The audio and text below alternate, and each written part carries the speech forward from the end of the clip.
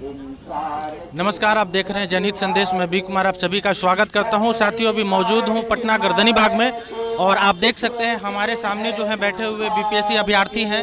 ये लोग जो है लगातार प्रोटेस्ट करके सरकार से मांग कर रहे हैं कि जो पहले एग्ज़ाम हुआ है उसमें धांधली हुई है, इसको लेकर के जो है ये लोग फिर से री एग्ज़ाम करवाने का सरकार से लगातार मांग कर रहे हैं। हालांकि सरकार इनकी बातों को सुनने का प्रयास नहीं कर रही है, दरकिनार कर रही है, इग्नोर कर रही है, बलपूर्वक प्रयास कर रही है। इन लोगों के ऊपर में जो है पानियों का बौछार करवा करके जो है आंदोलन को कहीं ना कहीं डाइवर्ट करने का प्रयास कर रही है। आइए सीधा इनसे बातचीत करते हैं कि इनका क्या कुछ मानना है।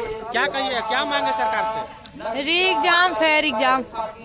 सरकार से बस यही मांग है, जो भी चीज़ हो रहा है उसका जांच करवा लीजिए, री एग्जाम दीजिए और फेयर और पारदर्शिता के साथ एग्जाम लीजिए। एग्जाम जो पूर्व में हुआ उस पे आप लोग आरोप कैसे लगा रहे हैं कि उसमें धांधली हुई है? देखिए, हमारे द्वारा कोई आरोप लगाना ना लगाना एक बराबर है। आप जो एक सेंटर पे अनियमितता के रूप में एग्जाम कैंसिल किए हो, वो एक सेंटर अब 22 सेंटर बन चुका है। इसको हमको रिपीट करने का जरूरत नहीं है। जब 22 सेंटर रूपी एक सेंटर पे प्रॉब्लम हुआ है तो कहीं ना कहीं वो संख्या बहुत ज़्यादा है। और जहाँ राइट टू इक्वालिटी और राइट टू अपॉर्चुनिटी का बात करें तो वो कहीं ना कहीं यहाँ पे वो चीज़ निरस्त हो रही है। इसीलिए सभी का एग्जाम कैंसिल होना चाहिए और फिर से और अच्छे से एग्जाम होना चाहिए। साफ सुथरा एग्जाम लीजिए, पारदर्शिता के साथ एग्जाम लीजिए, फिर से एग्जाम लीजिए। सरकार तो आप लोगों की बातों को सुनने का थोड़ा भी प्रयास नहीं कर रही है। आप लोगों पे लगातार जो है हमला करवा रही है, कभी वाटर कैनन के जरिए प्रयोग करके या बलपूर्वक। क्या कहिएगा?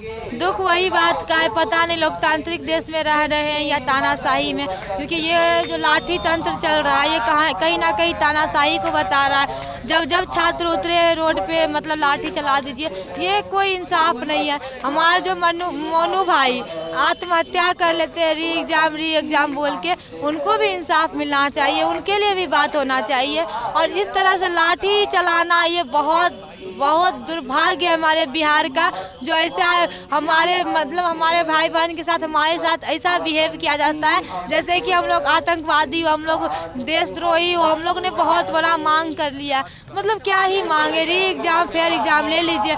जब आप निकाले हो इतना सारा सीट, 200 SDM का, 150 प्लस DYSP का, तो ले लीजिए फिर से एग्जाम। आपके जो बीपीएससी के जो छात्र हैं वो दो फाड़ में बटे हुए हैं, कुछ यहाँ मौजूद हैं, कुछ पटना गांधी मैदान में मौजूद हैं। मैं आपको बता दूं, 2 नहीं वो 3 भाग है, 3 भी नहीं वो 4 भाग है।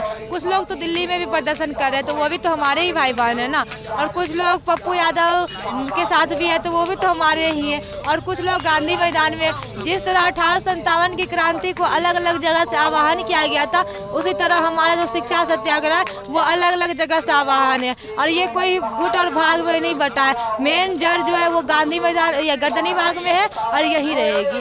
कुछ उम्मीद बचा है, क्या लगता है सरकार सुनेगी आपकी बातें? सरकार उम्मीद बचाए, उम्मीद है तभी तो आए हैं। बाकी बात या तो सरकार सुन ले या लीगली भी हम लोग का बात सुना जाएगा। देखिए 64वीं बीपीएससी जो हुई थी उसका आज आया है कि बीपीएससी उसका कॉपी मांग रहा है हाई कोर्ट में 64वीं का। तो आप सोच लीजिए 70वीं की बात है, और जब 64वीं का बात रीओपन हो सकता है तो हमारा तो भी नया मुद्दा है, तो कहीं ना कहीं हमारी तो सुनवाई और जल्दी होगी ना। तो लीगली तौर पे हम लोग जाएंगे और जीत हमारी होगी। अब आप लोग हाईकोर्ट का रुख करेंगे? 3 तो मेन बात वही था ना, 3 तक हाई कोर्ट बंद था, हम लोग कुछ कर नहीं सकते थे। इसी चीज़ का फायदा उठा के 4 को एग्जाम का डेट निकाल दिया गया। मतलब जल्दीबाजी में सब चीज़ किया गया कि अगर एग्जाम हो भी जाती है 4 जनवरी का, तो 22 सेंटर, जब 911 सेंटर का एग्जाम कैंसिल हो जाएगा तो क्या 22 सेंटर का एग्जाम कैंसिल नहीं हो सकता है? वो भी कैंसिल हो जाएगी, सबका कैंसिल हो जाएगा। जो एग्जाम का डेट निकला है, आप लोग एग्जाम फिर से देंगे? मेरी एग्ज़ाम नहीं थी तो मैं तो दे ही नहीं रही हूँ। बाकी बात जिनका एग्ज़ाम है, अगर कल एग्ज़ाम होता है तो वो तो उनके स्वेच्छा पे डिपेंड करता है, क्योंकि एग्ज़ाम कैंसिल होगा तो वो 22 सेंटर में लेने के बाद भी कैंसिल हो जाएगा। वो कोई बड़ी बात नहीं है। 911 सेंटर में कैंसिल होगा तो वो 22 सेंटर में फिर से कैंसिल हो जाएगा। तो ठीक है, अब जो हो रहा है देखिए आगे। उनको क्या संदेश देना चाहेंगे जो आपके साथ हैं अभी और वो एग्जाम में जाएंगे, उनको क्या संदेश?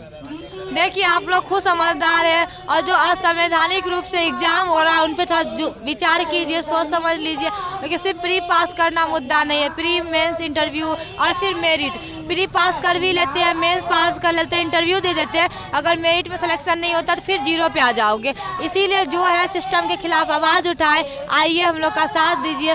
बाकी एग्जाम भी देना है तो आप लोग दीजिए, आप लोग स्वतः उसके लिए स्वेच्छा के ऊपर आप निर्भर करता है। चलिए बहुत बहुत धन्यवाद। इनका साफ तौर पे कहना है कि इनकी बातें जो है सरकार सुने और फिर से एग्ज़ाम ले।